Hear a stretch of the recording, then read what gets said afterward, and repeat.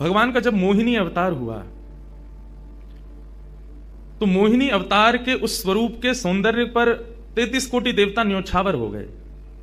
सबके मन में यह भाव आया, ये जो भी प्रकट हुई हैं ये किसी भी प्रकार से हमको हमारी गृहिणी के रूप में प्राप्त हो जाए। इतने सुंदर ठाकुर जी बनकर के आए। चंद्रमा भी पीछे पीछे चल रहे हैं, ब्रह्मा जी भी पीछे पीछे दौड़ रहे हैं, वरुण आदि आदि जितने भी देव हैं सब मोहिनी पर ऐसे लट्टू हुए कि एक बार हमको देख भर ले, एक बार केवल हम पर दृष्टिपात कर दे, उसी मात्र से हमारा कल्याण हो जाना है। ऐसा ठाकुर जी का स्वरूप। परंतु उन 33 कोटि देवताओं में एक देव ऐसे हैं जिनका मोहिनी के प्रति ऐसा कोई दुर्भाव नहीं था, और वो देव थे सूर्य। सूर्य ने जब मोहिनी के सौंदर्य को देखा तो उनके मन में भाव आया, इतनी सुंदर, इतनी सुकुमारी, इतनी कोमल, इतनी मधुर, सबको तो लगे हमारी पत्नी बने, लेकिन सूर्य को लगे मेरी बेटी बन जाए, मुझे पुत्री रूप में प्राप्त हो जाए। जब सूर्य के हृदय में यह भावना उत्पन्न हुई तो मोहिनी ने कटाक्ष नेत्रों से सूर्य की ओर देखा, बाकी किसी को देख ही नहीं रही है, और देख करके केवल ठाकुर जी ने उनको इशारा किया, बोले तो आपकी ऐसी इच्छा है? सूर्य बोले जी भगवान, मेरी बहुत अभिलाषा है कि आप पुत्री रूप में मेरे यहां पधारो। ठाकुर जी बोले इतना साधारण नहीं है हमको प्राप्त करना, पुत्र रूप में प्राप्त करना फिर भी साधारण होगा, लेकिन पुत्री भाव में ये तो असाधारण है, इसके लिए आपको तप करना पड़ेगा। सूर्य बोले मैं आज से ही तप करूंगा, लेकिन आप वचन दो मेरे यहां पधारोगे और इसी रूप में पधारोगे। मोहिनी ने कहा यदि मैं तुम्हारे भजन से प्रसन्न हुई, यदि तुम्हारी भक्ति में, तुम्हारे प्रेम में प्रबलता हुई, मोहिनी 33 कोटि देवताओं को मोहित करती है, लेकिन तुम्हारे भजन के प्रभाव से मैं जब तुम्हारे यहां अवतरित होंगी तो मोहिनी को भी मोहित करने वाला रूप धारण करके आऊंगी। मोहिनी जिसने तीनों लोकों को अपने रूप पर न्योछावर कर दिया, वो मोहिनी भी जिस रूप को देख करके मोहित हो जाए, वो रूप आएगा आपके यहां पर। वही सूर्य वृषभानु जी के रूप में प्रकट हुए, और जब वृषभानु जी के रूप में प्रकट हुए, उससे पहले एक राजा के रूप में भी आए थे, तब भी इन्होंने तपस्या की थी, लेकिन ठाकुर जी नहीं पधारे। जब वृषभानु के रूप में प्रकट हुए तो इन्होंने ठाकुर जी का यजन करना बंद कर दिया, ब्रह्मा जी का यजन प्रारंभ किया। ब्रह्मा जी से प्रार्थना की, ब्रह्मा जी प्रकट हुए, बोले क्या वरदान चाहिए? बोले वरदान आपसे नहीं चाहिए, वरदान हमको किसी ने कहा था कि वे हमारे यहाँ पुत्री रूप धारण करके आएंगे, मुझे लग रहा है वो कहीं भूल नहीं गए हो। इसलिए ब्रह्मा जी आप बहुत करीब हो ठाकुर जी के, आप उनको जाकर के संकेत करो कि कोई आश में बैठा उनकी में। जब से मोहिनी स्वरूप देखा है तब से हम पागल हुए फिर रहे हैं। 33 कोटि देवताओं के मन में यही आता है कब प्रकट होंगी दोबारा। कृपा करो, आप प्रार्थना करो कि वो पधारें।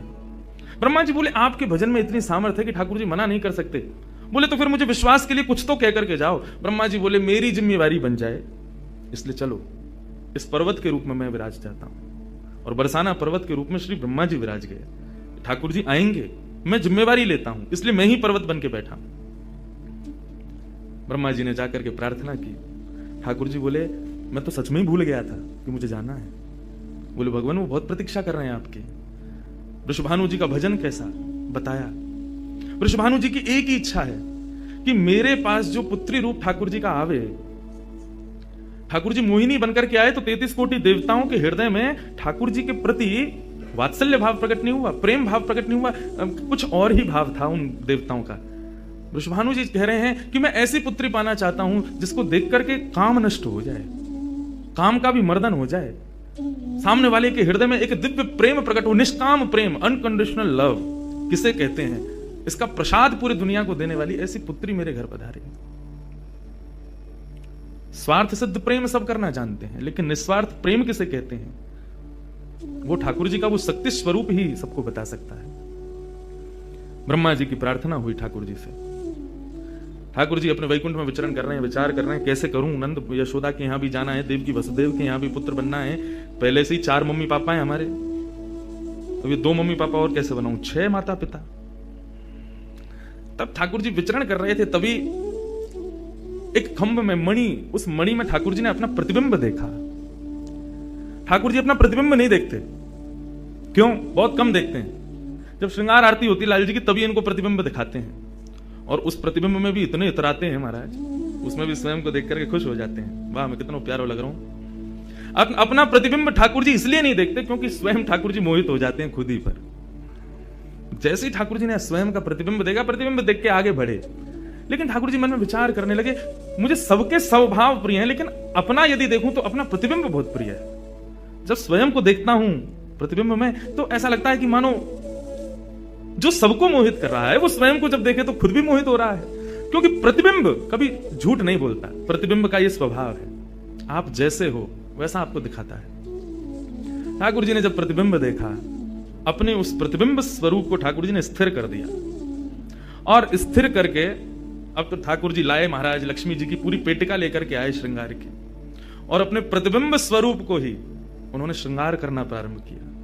किशोरी जी के श्रृंगार का इतना भाव बताते हैं, किशोरी जी की नथ बेसर ऐसी, किशोरी जी के कान के कुंडल ऐसे, किशोरी जी के पांव की महावर ऐसी, क्यों ना हो, क्योंकि श्याम सुंदर ने श्रृंगार किया है।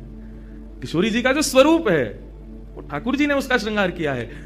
नारायण बैठे महाराज सिंहासन लगा करके अपने प्रतिबिंब का ही श्रृंगार कर रहे हैं। मोर पीछ हटाया, मुकुट उतार के दूर रखा, घुंघराले केशों को खोल दिया, नेत्रों में सुंदर सुंदर छोटा छोटा काजल लगाया, माथे पर एक सुंदर बिंदिया लगाई है, होठों पर निर्मल लालिमा लगाई है, गले में हार पहनाया, सर्वांगीण श्रृंगार किया, और लक्ष्मी जी की चुनरी ला करके जैसे ही शीश पर से चढ़ा करके ठाकुर जी ने थोड़ा सा जो श्याम रंग है उसको जैसे ही गौर वर्ण किया, वैकुंठ के उस प्रतिबिंब में से मानो जैसे सूर्य चंद्र का एकाकार रूप प्रकट हो गया हो, इतना तेज पुंज प्रकट हो गया कि ठाकुर जी भी अपने नेत्रों को छुपाने लगे। थोड़ी देर नेत्रों को बंद करने के बाद जब बड़ी धीरे से ठाकुर जी ने जब अपने प्रतिबिंब की ओर देखा तो किशोरी जी का दिव्य स्वरूप वहां प्रकट हो गया। ठाकुर जी ने दंडवत किया, पहले प्रणाम, हे श्याम सुंदर, आपने ही मेरो निर्माण कियो है, आपने ही मुझको प्रकट कियो है, क्या भाव है? ठाकुर जी बोले कोई भाव नहीं है, केवल मोहिनी भाव से 33 कोटि देवता मोहित हुए थे, लेकिन मैं मोहित नहीं हो पाया था, इसलिए तब से मैं भी तड़प रहा था कि मुझे भी कोई मोहित करे, उस मोहिनी को भी मोहित कोई करे। वो स्वरूप आज प्रकट हुआ है।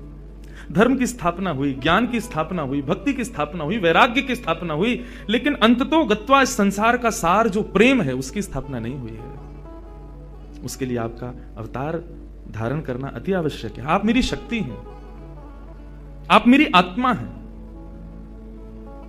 पूरा विश्व और पूरे विश्व की दिव्य चेतना किसकी प्राप्ति के लिए दौड़ रही है कि आत्मा एक दिन परमात्मा में मिल जाएगी, लेकिन उस परमात्मा में आत्मा जो विद्यमान है वही तो किशोरी जी हैं। उस आत्मा की परमात्मा की जो आत्मा है वही तो श्री राधा जी हैं। लोग उनके रूप को नहीं समझ पाते। किशोरी जी से प्रार्थना की ठाकुर जी ने कि आप पधारो और प्रेम की स्थापना के लिए आप भूमंडल पर सूर्य के ही अवतार वृषभानु जी के यहां पर आप अवतरित हो।